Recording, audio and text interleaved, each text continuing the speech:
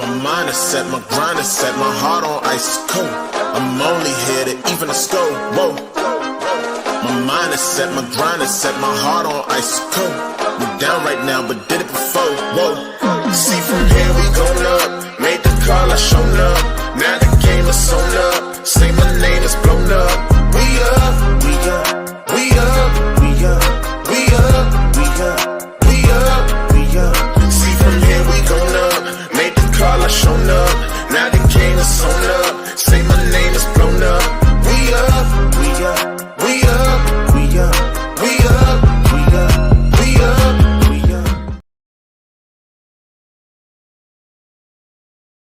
What up, Night Nation? It's your boy Roger, and this is episode number 129. Yes, 129. That wasn't easy to do with my fingers. Of the UCF, of our UCF podcast, The Knighted Ones. So, welcome. As a reminder, we're the only podcast that features a former UCF national champion, a former UCF radio host, an analyst, and hoops player, an infamous rapper, our resident influencer and IG star, shooting the breeze, talking UCF sports.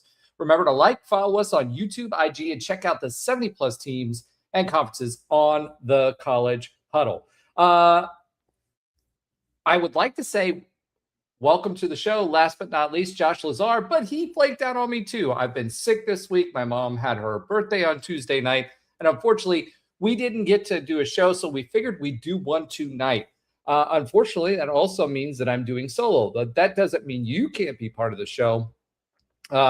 By commenting, we'll show your messages and comments on the stage and talk about you and what you're interested in as well. But before we go forward with that, let's talk about what we're going to talk today. There's a lot of news with regard to UCF football. Obviously, the spring is over, and it seems that Scott Frost has a little more spring in his step. So we'll talk a little bit about that. Who stood out? Who didn't? We've got some folks that are new commits. KZ shared why he bounced. We talk a little bit about hoops. There's that the expansion to 76 teams has been codified. We'll talk about the details on that. We'll talk a little UCF baseball, where they're at after that ASU loss, and then following that up with another. So we'll talk about what our predictions for the postseason are. Have a little bit of listener love. And then I've got a fun fact of the week, and we'll check in on our tennis teams who were in the NCAA tournament. Okay, so without further ado, let's go ahead and talk some football. We'll start with a spring review.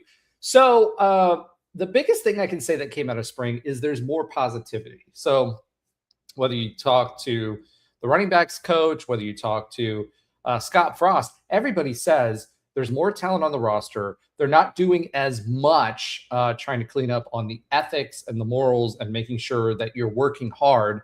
It seems like they feel that they've got the right prospect, and they've upgraded at every single position. So we'll get into a little bit more of what Scott Frost says. He had a recent interview. Also, we had our first view of our new QB as he was interviewed as well.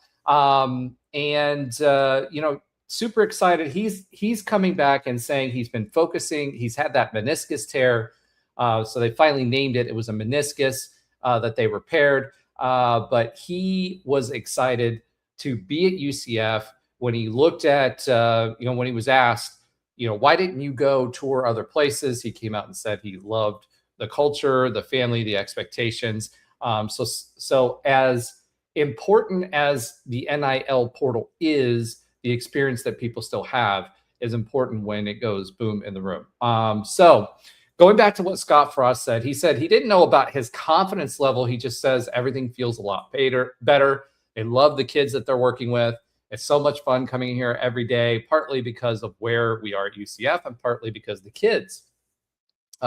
He says that they've got to the end of spring, and our new QB commit or our QB1 said that he could have gone out at the end of spring and practiced what they're focusing on in the summer. And Scott says the big thing is just timing. He's been doing all of the workouts and getting there and understanding the routes and making sure that he's getting the timing right. He was asked about the portal and said it feels way more transactional as far as the portal is concerned. But at the same day, it's a shorter period of time that you get those people that come in, and they're just in and out pretty quick when they're negotiating. So that was pretty interesting. But he did say it was a little bit different this time around than it was last year. They feel like they've got a little bit more. They've got the system down a little bit more. In addition to that, he talked about AI, but the biggest thing he was talked about is who stood out. And one of the biggest things that he said who stood out in spring was Josh Derry. We've heard about him all spring.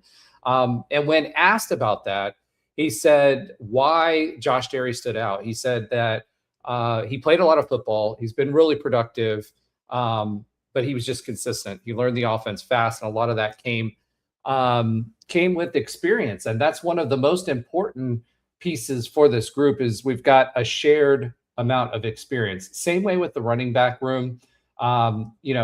Everybody had buy-in. The work ethic from everybody was there. They all wanted to do the right things. He said that is different this year from where they were last year. So culturally, from a leadership perspective, something we talked a lot about with Trey Neal, they are ahead of the curve of where they were late last year.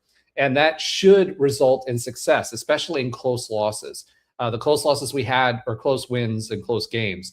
The close losses we had last year, a lot of that has to do with leadership. A lot of that had to do with their ability to push through in certain situations, that strain that we talk about all the time.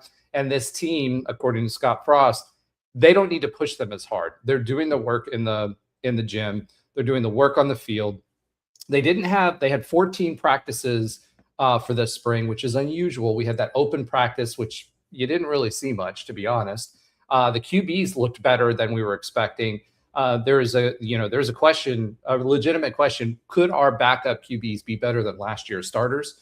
And especially the Boise State transfer, Annette. So the takeaways from the spring really is everybody's got more buy-in. They're doing what they need to do from a work ethic perspective. We've got leaders that are stepping up.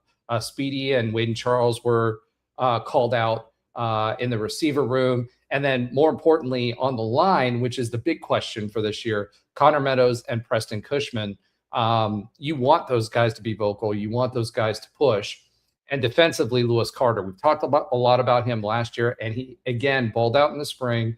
He looks like the number one guy. He's controlling the defense. And I really, really feel comfortable at the linebacker spot, which we haven't for 6-7 years.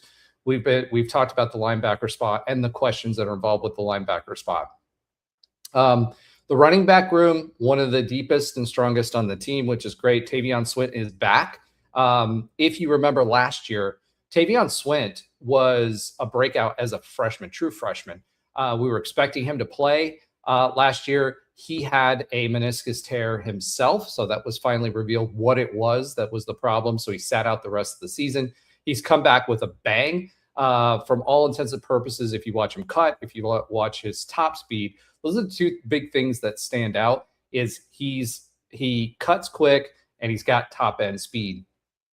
And then you've got Duke Watson, who comes in from Louisville, who again, he's more of an all around back. And then we've got some guys that can push it over the goal line, which was a big problem last year. Short yardage situations. That was a big problem. We couldn't get it over the goal line, whether it be close or if it was a 4th and 1, a 4th and 2. You need that big bruising back like Bowser. We hadn't had that big bruising back since Bowser. So the running back room's in a good place. The big thing on depth on defense, the conversation was more along the lines of, obviously we have a little bit of a loss on the DNs. We aren't expecting our DNs to be the same. However, the DTs, if they're healthy, will be disruptive, number one.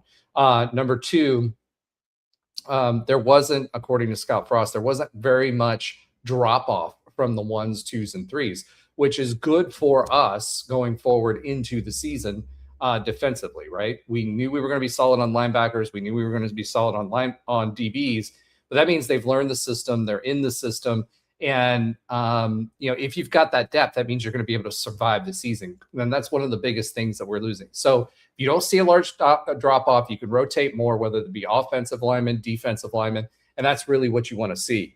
And then, overall, Scott Frost said he was happy. He said that he loved the guys that they were working with, and they feel like they're a lot further ahead. He did have a message to the fan base. He said, be supportive. We thank you for everything you did. We're doing everything we know how to get better. I feel like we've got a really good chance this year. We're a lot farther along than we were last year. And that has been the theme from everybody that we've spoken to, all the coaches that have had time. And so did some of the former players. So if everyone is saying, hey, we're further along than we were last year, I believe that. I also believe we're in a better situation in the QB room. The good news is with our QB1 out, we had more reps for QB2 and really had a chance to evaluate it. So overall, pretty solid spring for everyone. Scott Frost seems to be happy with it. Of course, everybody's happy coming out of the spring. We'll see what happens when we put pads to paper.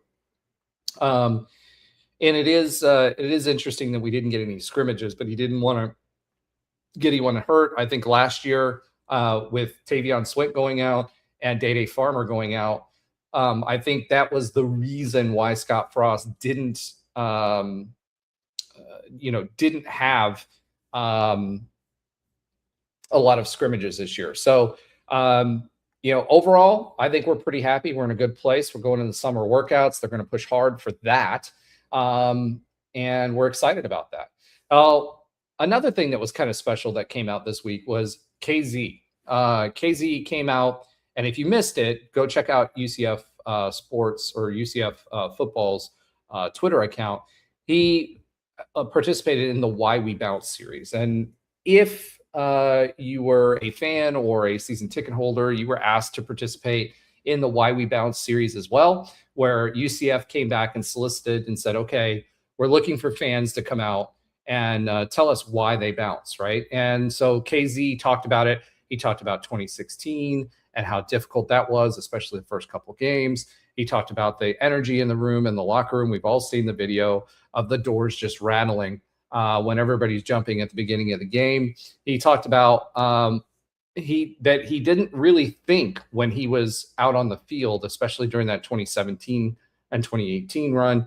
It was just, he remembers what the celebrations were on the sidelines. He mentioned our very own Trey Neal in that segment, because Trey, as you remember, at the beginning of the show, you'll see him catching the interception that won us or sealed the Memphis game in that championship game. And he just talked about the outpouring of emotions, how it feels just as powerful for the team as it did for the fans, which was exciting. And all of those memories, he said that, obviously he went to FSU, but he came back to us and he said, this is home, right?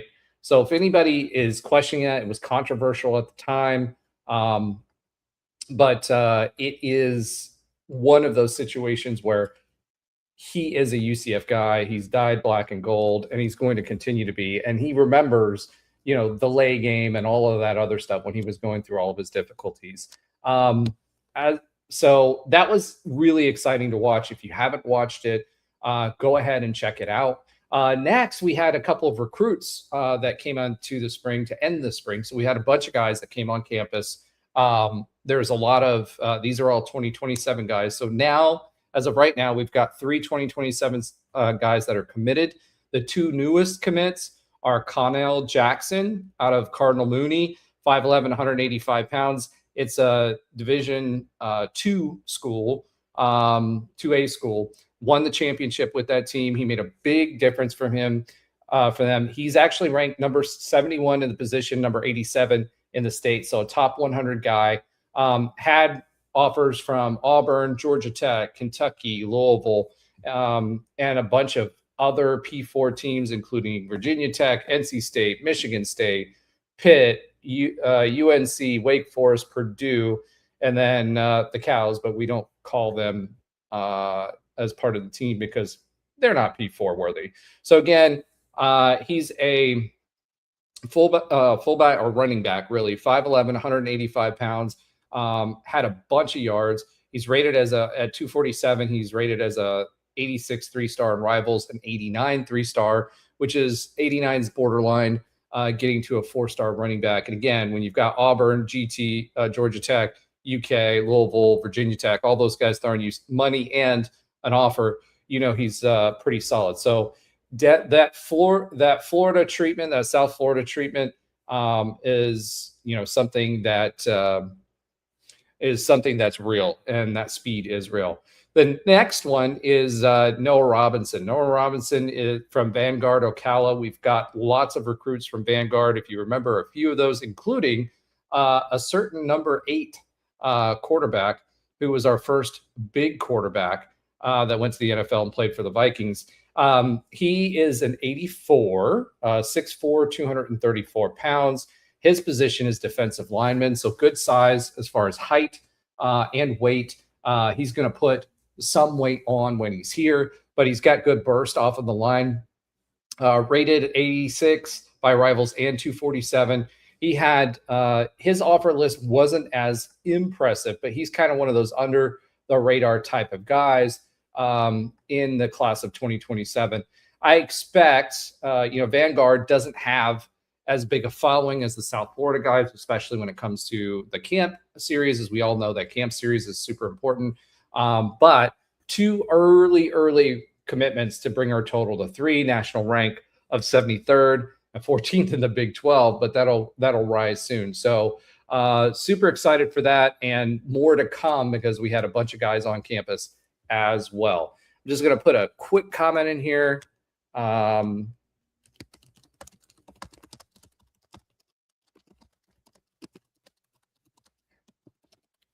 The other big thing that came out about UCF football this week, we talked about this idea of getting PE or private equity as a program, right? Right now, the Big 12 did sign with Redbird Capital to get access to capital for the Big 12, which will be reinvested. But also, every team in the Big 12 was offered a $30 million line of credit. We did find some more details about that. That was at a 10% interest rate. And there were some questions around the country. And one particular tweeter posted out that, and yes, I know it's X, but we're going to call him a tweeter, posted out and said, hey, UCF's $120 million in debt. They said they're not taking the $30 million in capital. What's the deal? We'll see how, teams like that who don't take these capital infusions do. And I responded back to him and reminded him that, yes, we are $120 million in debt.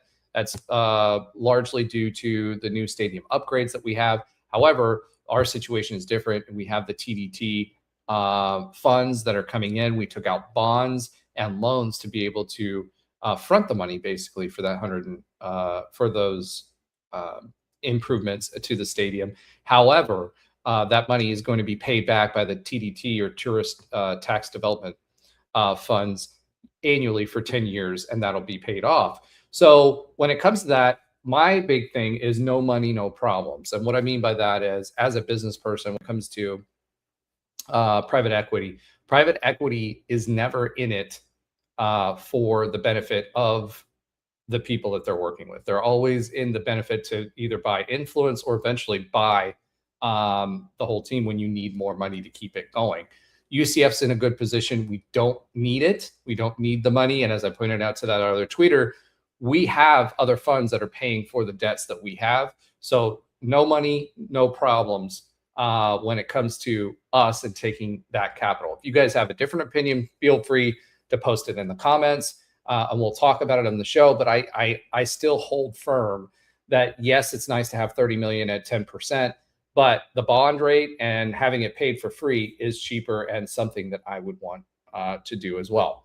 Moving on, let's talk a little bit about hoops. This will probably be a shorter show than what you guys are used to, just simply because I don't have Josh and the rest of the team on the show. But there is some hoops news. So let's go ahead and start with the official NCAA announcement that the men's and women's NCAA tournament will go to 76 teams. Now, we talked about this a little bit a couple of shows ago. My take on this is, I think it's just going to open up more doors. Will it benefit for the Big 12, Big 10, and SEC? Will it benefit the Big 12? Yes. However, we have a few enough teams that if you're basically over 500 in conference, you're going to get into the tournament one way or the other. So how much benefit really is there to UCF and by extension the Big 12? I don't think there's that much. Then the next argument is, well, it's going to open up more doors for teams that are bubble teams or borderline teams or one bid league teams. I don't agree with that. I think it's going to be more opportunities for the likes of the Big 10 and the SEC to try to get undeserving teams into the NCAA tournament. You look at the SEC and what they did last year relative to the Big 12 and how much hype they were getting through the year. Obviously, it's ESPN's conference. I think all this is going to do is open up the door for more of those risque or teams that, quite frankly, don't deserve to be in the tournament to do that. But here are the details directly from the NCAA as it was approved. 76 total teams, 8 additional teams are at-large selections, which means that the NCAA tournament committee will choose at-large based on, RPI and there's about 12 different metrics that they look at, or not RPI, net, that they're going to look at to choose those teams. And, strength of schedule is a part of that. And that goes back to the argument of, is it really something that they are going to look at positively and put deserving teams in? No, I think that's going to be taken advantage of. And I don't think it'll be a good thing. Now we'll see what happens, but I'm usually pretty on point with this, and where there's money involved and more money to be had through NCAA tournament credits, the Big 10 and the SEC are going to push for it, as are ESPN and anybody else that's involved. The 12 lowest seeded automatic qualifiers and the 12 lowest seeded at-large teams play in the opening round. So this was the first 4, right? So that first 4 has now expanded to more at-large and first round games. Will that cause us to have better games? Or I don't know. It'll give more opportunities potentially. But I do think we're going to see teams potentially play 3 times in a season. And if that's the case, do we really want to watch that? Do we want to watch that SEC team play for the 3rd time? I don't know about that, but I think that's going to create that opportunity, because I do think it's going to go to those SEC and the Big 10 teams. Econ Advisor, good to see you, my friend. I did send you a message that I want you to check on YouTube. It says Cincy and West Virginia should have gotten in and would have under the new scheme. I don't know. We talked about that the last show. I'm not sure that they would have gotten in anyway. Cincy might have. I don't think West Virginia would have, based on their losses towards the end. Cincy was kind of surging. I do think, that they would. I think Cincinnati would have gotten in. West Virginia would not. They just didn't play well enough all season long and didn't have the stats to push their metrics and the net where it needed to be for them to get in on the bubble. Big 12 was a lot more balanced than the rest of the P4? Yes, because overall the teams in the Big 12 were better than the rest of the Big 4 or Power 4, right? The ACC weren't great last year. Let's be real. They haven't outdone. It used to be the college tobacco road. It used to be the college basketball power. It's not that way anymore. UNC was good last year. Duke was really, really good last year. They're going to continue to be good, but that's pretty much it. Everybody else, they were okay. You had a few good teams that came out of it, but not enough to balance that out. Same way with the SEC. They got destroyed by the Big 12 head-to-head. So, at the end of the day, I'm not sure if it's going to help teams like the Big 12. If we get 1 in and they get 6 in, especially undeserving teams, does that really make sense? Yes, the other Power 4 conferences padded their records with bottom feeders in their conference. 100% correct. When you get to the size of some of these conferences, you're going to have them more often than not. It goes back to, again, I think the Big 12 right now is the right size for the number of teams that you're going to get in. So does this help the Big 12? Does it help, UCF? It might get us a few tournament teams for tournament credits for like borderline teams. I'm not sure it helps at all because it's all pretty much the first four. And if it's the first four, then or replaces the first four and it's the first round, I think it's just going to be more SEC teams and Big Ten teams that get in.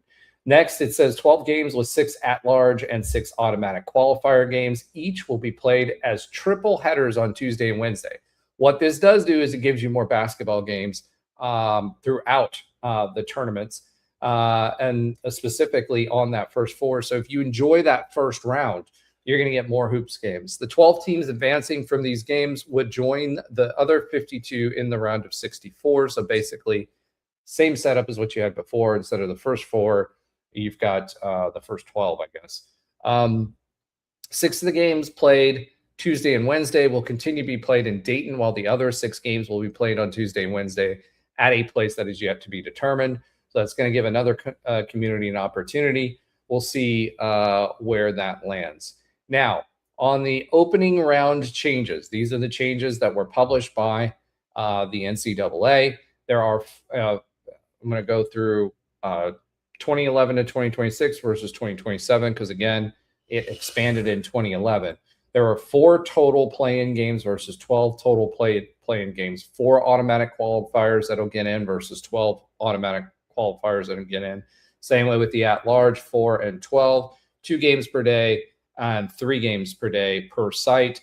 And, obviously the venue. So I don't know. What do you think? Is this a good thing for the NCAA and for the tournament to add these folks in? Or is this something that is just another way to get taken advantage of by these other conferences? So it'll be really, really interesting to see how this plays out, where it lands. Does it provide more opportunities? And, does it help or hurt the Big 12? I think it's just a moneymaker for the other teams, at least if football is any indicator. Econ says, better yet, end conference tournaments. Oh, that's another big part of this. Should we end conference tournaments since everybody plays all of those schools in their conference? Expand to 128 teams, 1/3 of all teams like NBA or NFL. No, I don't think we expand that big. I do think that there's an argument to be made for the conference tournaments. The question is where does the automatic qualifier come from? Because that's another question, both in football going to 24 and basketball, is how much is too much, and when do you get rid of the championship games? Because you have teams playing 2 and 3 times in a season. I don't know I think where we're at right now with the expansion that they've approved, if we went to 128, then yeah, you absolutely have something, and you would need it to have the number of weeks to be able to get that in the tournament. Then the question is, what are your new metrics for determining an automatic qualifier if this is all set up around an automatic qualifier? I don't know what those look like. I don't know what they would look like. I don't know if that would make more money for the NCAA. I don't know if America has quite frankly, what is too much, right? Would you oversaturate the market with games and thereby reduce the amount of people that watch per game and create apathy for the tournament? Right now, adding this amount of teams, you can still have it over the same amount of time. You just have more games. So you're not changing that dynamic too much or diluting that too much. If you went to 128 teams, I'm not sure if they would have as many people tune in, to be frank. Same way with the, on the football side of things. Not as many people are tuning in typically for games as they had in the past. So, and then there's the dollar amount, right? So each individual conference has its own agreement with their TV provider. How does that payout change? Especially with basketball, because the basketball revenue goes to the NCAA tournament and then it's redistributed based on, units based on how you go, how far you go. So I don't know how they would make dollars and cents without them actually merging and doing what I've advocated for, which is just take the Power Four and split them and just do collective bargaining for TV rights. Same way with basketball. Econ says not power conference tourney ever won by lower half team because they don't get bye games. I think that is a part of it. It's a different experience, and you want to reward the higher teams. Right now, that's advantageous for UCF because of the conference we're in, the rep we're in, and we're usually ranked the number 1 or number 2 conference in the country. So is that advantageous for us? Yes. So are we looking at it from the health of college basketball? Are we looking at it from the health of UCF or the Big 12 tournament or the Big 12 conference? If you're looking at it from the Big 12's perspective and from UCF's perspective specifically, I'm not sure that makes any sense because we have a built-in advantage as the Big 12 conference. It'll be interesting to see what happens. I'm still predicting that the ACC gets pulled apart at the next contract cycle. What happens to those hoops teams? Does that influence if their football is not as good? How many should we increase as far as a conference? Do we go to 20, et cetera? And how does that impact our tourney credits, right? So when we're talking about dollar value, what are the leftover teams that are left from a football perspective, and how can we package it for basketball? Your Mark has been talking about basketball and packaging basketball separately for a really long time, trying to generate and derive more value out of hoops than football. So at that point, that dynamic changes depending on who's left over in the ACC. And yes, UCF finally finished top half of the conference. Again, we were at a disadvantage. I mean, $3.1 million in NIL that we spent in basketball last year, that was doubled this year. And that's because we're getting full shares. So we're in a different dynamic. My question is, again, we've got to be really good at, I don't know if you guys remember, but at Kentucky, there was this whole controversy because they were turning over championships for such a long time by just getting 5-star rosters, right? The teams didn't gel. They didn't, they were individual players, but the talent won on the court. Now we're in a situation where that's true for everyone, meaning everybody's going to turn over their roster, pretty much their entire roster every, I guess every year, really, in our case. We didn't do a complete turnover this year, but we did last year.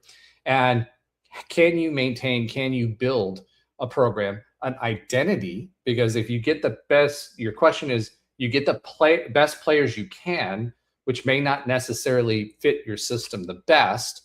So then is your system going to change, and can you build an identity? That's an open question too. And I don't know if that's the case.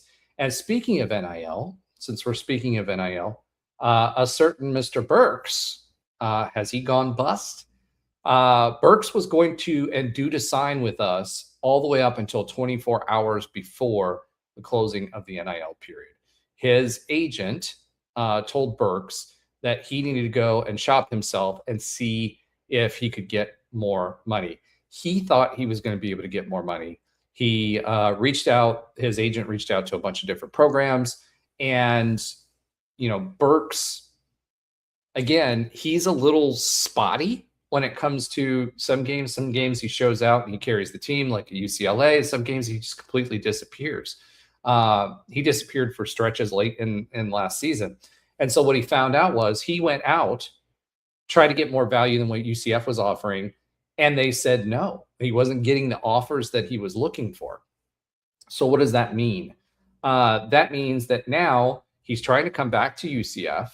We don't know if we have the roster or the money for him, so he may not come back to UCF. And if he probably won't. And if he does, he'll come to UCF at a severe discount. So does that bode better for us or worse? I don't know. I don't know how many roster spots we have exactly. I think we're just about full, so we may have one left over, and that was with Pooh moving on, etc. So we'll see we'll see what happens there. But Burks wants to go back. He wasn't getting paid what UCF was willing to pay him, and now he's suffering the consequences. We may or may not take him back. Speaking of NIL, one of the things that it is officially the off-season, the summer. We have an NIL expert that will be joining us next week for our show that's in the industry, that's going to be talking about the ins and outs. We're going to interview him during the show on NIL. So you guys will be able to hear that. Hopefully you tune in for that, because it'll be really, really interesting as well. Econ says, I can't see a school in the nation that wouldn't benefit by adding Burks or Stillwell if he gets to play more. Stillwell, 100%. 100% agree with you. I think Burks, one of the things that bothered me about Burks last year was he had the ability to rebound. He had the ability to play defense in the paint. He had the ability to, he had that energy. So when he wasn't making his three-point shot, which is kind of what he was leaned on, Johnny tells him to shoot, and try to shoot out of it. Eventually, if he's having a bad game, even just to build his confidence up, you put him in the paint, because he's pretty good in the paint, because he's like that combo shooting guard kind of player. He could have made a difference there instead of going stretches where he disappeared. Now, I know we had the lineups for the reasons that we had the lineups, and Johnny Dawkins is the head coach. But if he was going to keep him in the game, I would have liked to see him rotate more into, that stretch four, or a four, not stretch four, like a four position, so that he can make more of a difference there, or at least not have him hanging out on the offense on the three-point line and getting him to go down in the paint, because he was great on the boards, on the glass. He was great on defense. He was quick, and he made a big difference down there. And we didn't use him enough last year for that. Now, the question is, will he come back? I don't know. If it's Stillwell, 100% we make room for him. I don't know how we can make room for him, but I don't think Johnny thinks Stillwell's coming back. With regard to Burks, I don't, unless he's willing to take a big pay cut, which sucks for him because he had a deal that was higher than what he found when he went and shopped. I don't think he comes back to UCF. I just really don't. Econ says Burks' proven skill set not on the new roster. Burks became one of the defensive leaders for Dawkins. Yes, agree, and can still improve. Needs a step back three. Agree with all of that. He just wasn't consistent last year, and he went to multiple different teams. I don't think we're going to have the money or the roster spots to bring him back in. He won't accept a lower amount. But if he does, then yeah, I'd welcome back on the team. 100%. If he takes that lower amount, that's great. But I don't think we go find money to bring back Burks back on this team. And I also think that,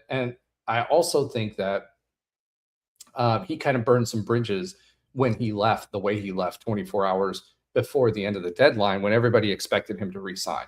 That was the expectation. He listened. He got some bad advice and from his manager and his agent, and he's going to lose money because of it. Quite a bit of money, actually. So I don't know what to take away from that, other than I don't think he's going to be back, because I don't think we have the room or the money to bring him back. If he were willing to come back at a discount, I would take him. Okay. Let's move on to baseball, as that's all we had for hoops right now. It'll be interesting to see what happens next there. Baseball gets a little bit of womp womp. They're kind of sputtering. Obviously, our pitching staff, with all the injuries that we've had this year, have really, really started showing the effect. We've got 2 series left and a midweek game. We've got Baylor coming up, starting tomorrow through Sunday. And then after that, we've got K-State. K-State should be a win. Baylor, I think, is going to be a tougher game, especially if the bats are not hot.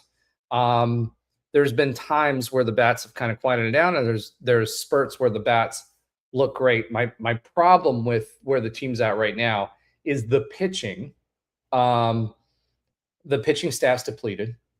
And number 2, we still have Cameron Wicker. He's stepped up. We've got some other pieces, but they're freshman pieces that haven't quite found their stride consistently yet. and that's going to be a problem. And because we've lost the depth of the starters, whether it be on Sunday, a Sunday starter, etc. Sauce came back, and I'm not talking about Sosnowski. Sauce came back. He was not the same pitcher. He got an extra week's rest. So hopefully that makes a difference for him. But I'm really, really worried about this pitching staff going down the stretch. Will we make the tournament? Absolutely. Are the regional chances after last weekend out? I think so. I mean, we would have to win out, basically. We played against number 19 Arizona State. That was a game that could have put us in third place in the conference, and we basically would have swapped out with them as far as the ranking is concerned. This team deserves to be ranked, coming off of the wins against Utah, then Stetson. The first game, the pitching just was off. We had the whole situation where there was we gave up uncharacteristically gave up 3 or 4 runs at the beginning. We just never could catch up. We put a couple runs across the board, but it didn't work out. The second game was a really, really weird game. They actually moved the game up earlier because they were expecting weather to come through into Central Florida. And they had the game started, and then in the second inning, the weather basically caused the game to be stopped. What that did for us on an already thin roster, we had Cam Wicker that was pitching, and during that game, he couldn't come back because the people don't understand, like, why after only 2 innings of pitching can you bring that guy in? The warm-up routine is different for a starting pitcher versus someone who's a reliever. It's much more intensive. You're going to throw a lot more balls. It's very, very hard for them to get back into that rhythm. However, the rest of the roster did fill in, but we had to use those relievers earlier, and on an already short staff, those guys that can make a difference, we had to use them for that win. We ended up winning 4-2. Last game against Arizona State was a 3-6 loss. Econ says, just check the baseball roster. 2/3 of the squad is Floridians, a way higher percentage than football and basketball. Yes, we have a lot of really good baseball that's played here and a really good farm system for UCF for baseball. We should be a top team in the NCAA for baseball year in and year out, made of Floridians. That being said, that last game against Arizona State, again, we just withered down the stretch. The bats, the pitching didn't lose that game. The bats lost that game. They just couldn't get it done in that game after being hot for so long. So my concern is the hitting has kind of been up and down lately. Our pitching staff has been ravaged by injuries. Sauce is not the Sauce of old, and we really need another starter that can consistently consistently lead games and be that starting pitcher Friday, Saturday, and Sunday guy. We don't have them. So we're having to play by committee, especially when it comes to the third day. And, if something like the weather happens, then we're really in trouble. The bats are going to have to heat up. It's a concern for me because they kind of did that towards the middle of the season. But unlike Kansas, who's really picked it up towards the tail end of this season, this team's kind of back and forth, back and forth, back and forth.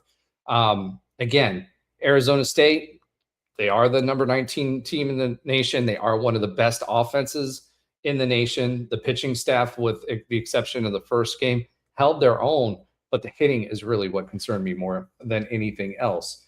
Then we go and play FAU for the midweek game. Again, we did a pitching by committee, as most midweek games are. We were leading that game for most of the game and then just couldn't finish and lost 5-6. FAU is no slouch, but we should have won that game. Again, the hitting is not where we expect this UCF team to be at this point in the season. They're still overall hitting pretty solid. It's still a good team. But in order for us, I don't think this team, I told you with the pitching, we had the opportunity to go far in the regionals and host.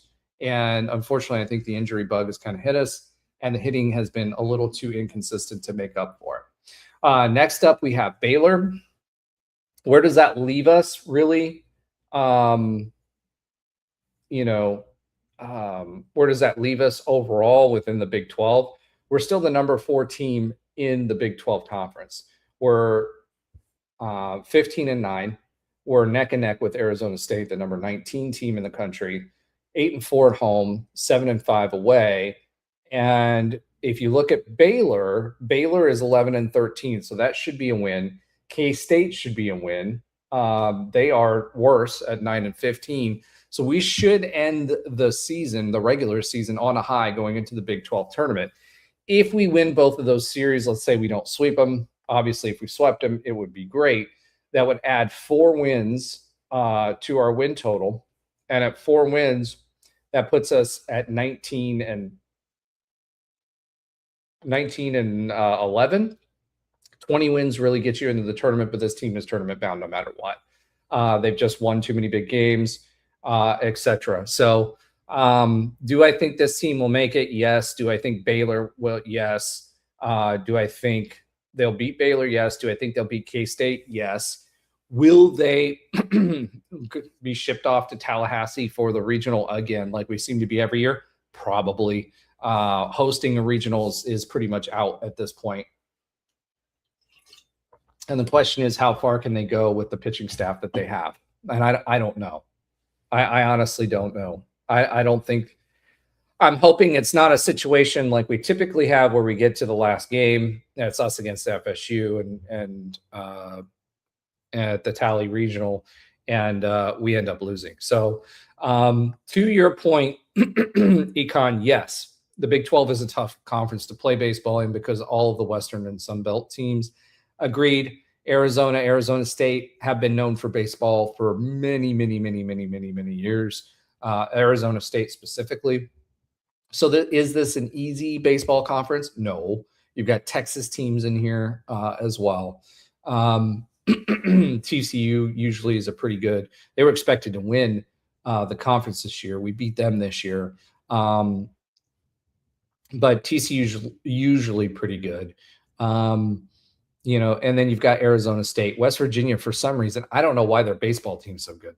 They've been pretty good for a long time, and Kansas has been just bombing away on everybody. Their hitting has been just outstanding this year. They're 37-12 overall. UCF is 27-18. So we've played more games, obviously, but Kansas is a good team. So is West Virginia. Arizona State is as well. We beat West Virginia. Should have beaten Arizona State. And we're right there on a team that was supposed to be middle of the pack. So still a great season so far. Still one of the best teams to play baseball for UCF in a really long time. So don't want to take anything away from them from that perspective. But I think the injuries are catching up with us now. And unless the hitting lights a fire, we're not going to make it as far, but this is still, in my opinion, a regional team. So it's still a successful season, especially considering that we didn't make it last year. All right. That brings us to softball. We ended with a whimper as far as the regular season was concerned in the Big 12 tournament.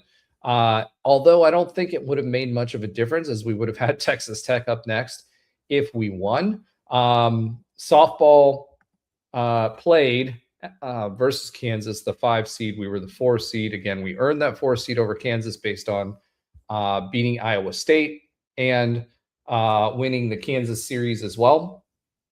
We were ranked 21 coming out of Iowa, going into Iowa State, won that series 8-5, lost the second game 9-13, and then won the last one convincingly 12-4 in yet another run rule game. This team has the hitting, it has the goods. It does not have the pitching, unfortunately, because our number 2 ace really went out early with the injury. The freshman, she'll be back.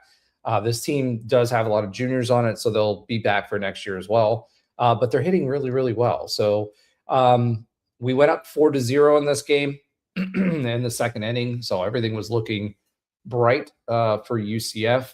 And unfortunately, we just let them creep up and win that game at the end of that series. I watched the KU series. They have some pretty good pitching, especially the number one starter was really, really good. So, at the end of the day, in one game, could Kansas beat us? Yes. And were they a good enough team when we played them at home? When we watched them, yes, they took us to the wire there as well. Will this team make the tournament? Absolutely, yes, but they are now done until the tournament is announced. So a little bit of a whimper from this team. They're where they're at right now. UCF softball for the season is still is 38-16-1 and 38-16-1. 40 wins in a softball season is guaranteed regional. It doesn't matter where you're from.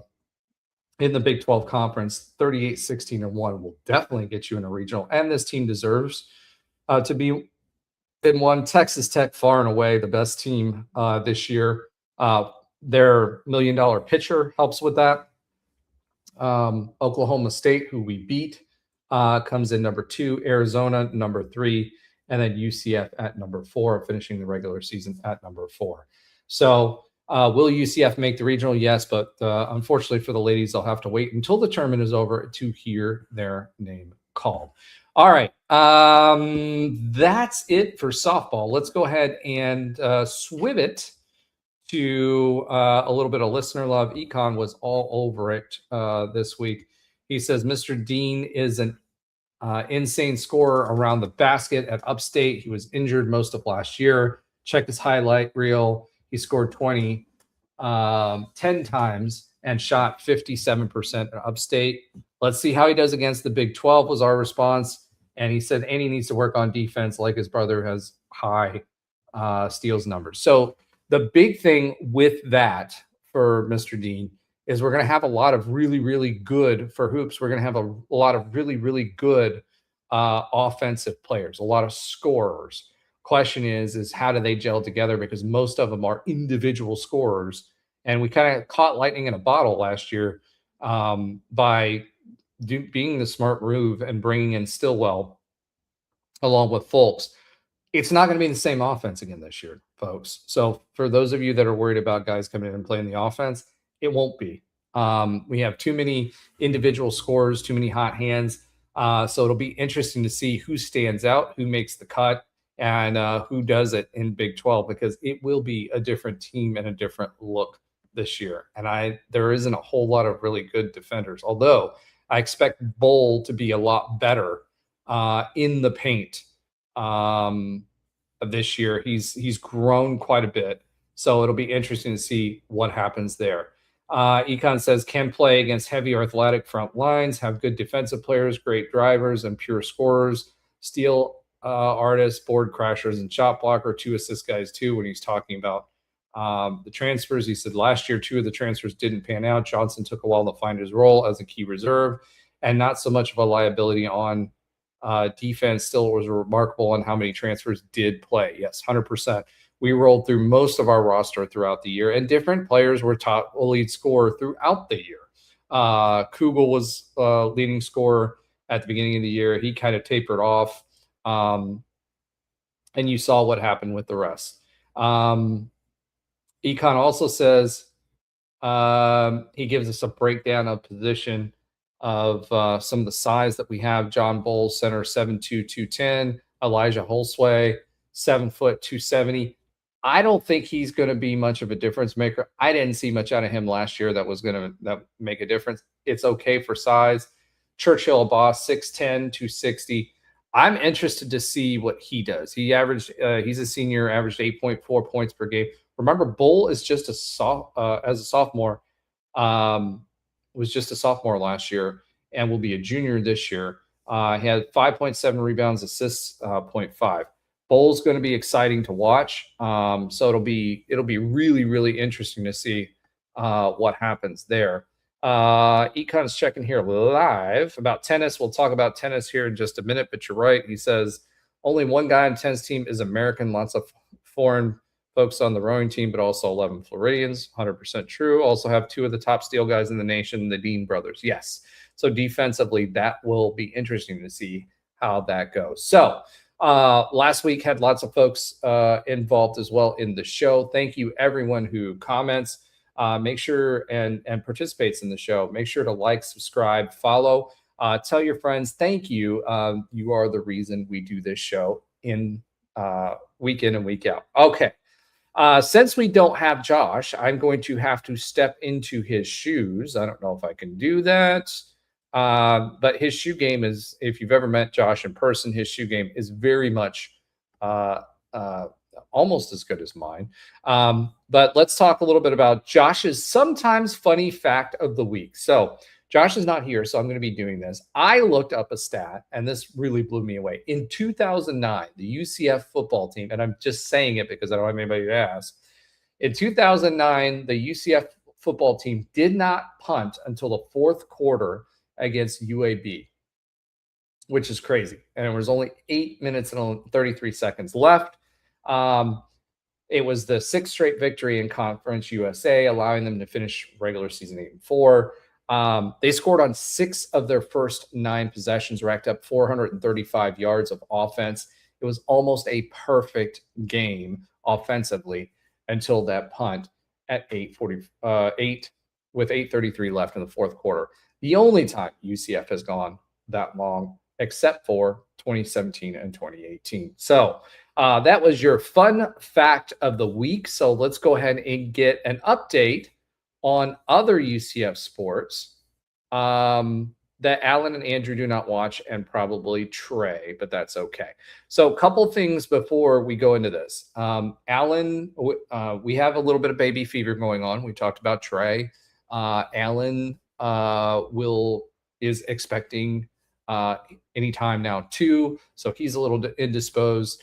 And Josh was busy tonight, so that's why you're seeing me solo. Ben has his teams he's coaching, so it's a little tough for him to make it. So I apologize for that, but they will be back. So as far as the update on the other sports that Alan and Andrew do not watch, it's actually interesting because, you know, we've been telling you all year long, the other sports, especially the Olympic sports, have done really, really well. Both tennis teams went to the tournament. The women's team started the tournament on the 1st. They beat Navy 4-1 to get past the first round, and then he played number 8 NC State and unfortunately lost 0-4. And that ended their season. So for the fall schedule, you'll still have the Big 12 individuals, the Bedford Cup, etc. So we'll be excited to start that back up in October. For the men's team, they are in the Sweet 16, folks. So we may not have made it in basketball, but we did make it in tennis. Remember, tennis is one of our strongest programs that we have.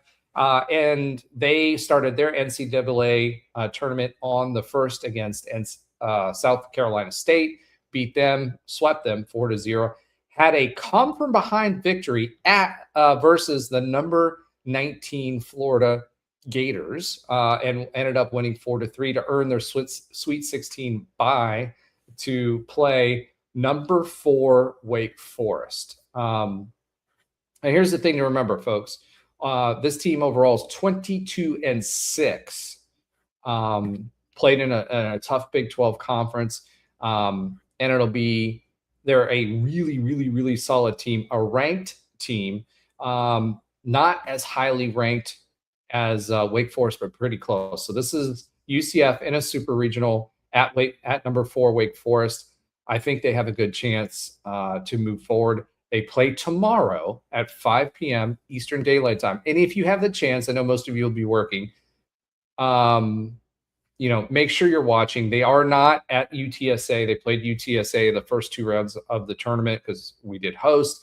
The super regional is actually at the Wake Forest Tennis Center, so on the road versus Wake Forest. And we are 2-4 away. We do much better at home, so it'll be interesting. It'll be a tough matchup. But congrats to them for making it to the Sweet 16, another program that UCF supports, and you should too. Men's golf. So going back into, women's golf. Going back into women's golf. Women's golf will start their journey in the regional in Ann Arbor, Michigan, at Michigan Golf Course on the 11th, so at 8 a.m. So next Monday, the 11th, at 8 a.m., they'll start their journey through that. In the Big 12 championship game, they placed second in the first round, second in the third round, and third in the last round for that tournament. So it'll be good luck to the women's golf team. Kind of quietly successful this year as well, but also another one of those programs that always seems to have success. Rowing. We've been talking a lot about rowing. We've talked about rowing over the years, and we'll talk about rowing again this year. They will be, their season is over. They finished at Princeton and Penn in Princeton, New Jersey. But be on the lookout Sunday, May 17th, as they compete in the Big 12 championship. And they will continue no matter what happens in the Big 12 championship, which they have a good chance of winning. There's a lot of clean sweeps for this rowing team. They will they will go to Lake Lanier, Georgia for the NCAA championships on May 29th and May 31st. Another solid program that's been good for a really long time. We are an hour and 1 minute in. So obviously the show is a lot shorter when it's just me talking, because as much as I like to hear myself talk, I kind of run out of things to say after a while. So that's why we have more than just me on the show. Thank you, Ecom, for joining. Thank you, everyone who watched. This will be posted out there live. Next week, we're going to have an NIL expert talking to us about the ins and outs of the NIL. So super excited about that. Look out for that. Make sure to join us. Ecom with the late edition whilst at University of Colorado versus UCF in the 2017 NIT tournament. Colorado didn't make a 2-point jumper until 3 minutes left in the first half. Taco was that dominant. Yes. Don't know what happened to the Orlando Tragic in this last part against Detroit, but it definitely wasn't because of Taco Fall.